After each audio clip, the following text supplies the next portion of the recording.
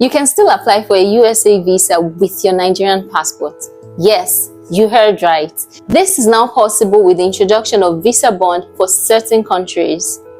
My name is Glory, and on this episode of Travel Workshop, I'll be telling you eligible countries for the USA visa bond.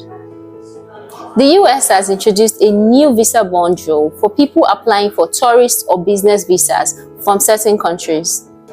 Some of the affected countries are Nigeria, Senegal, Zimbabwe, Nepal, Cuba, Fiji, and others. If you're from one of these countries, a consular officer may ask you to pay a refundable fee of 5,000 to 15,000 after your interview, but not all applicants will be asked to pay.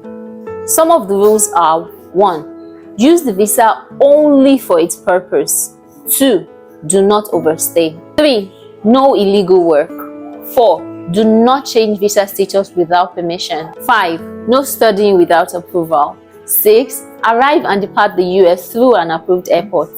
Following these visa rules helps you maintain your status and get your bond refunded. With these few points, I hope I've been able to debunk the rumor that Nigerians are banned from applying for USA visas. And don't forget to like, share, and subscribe to our YouTube channel.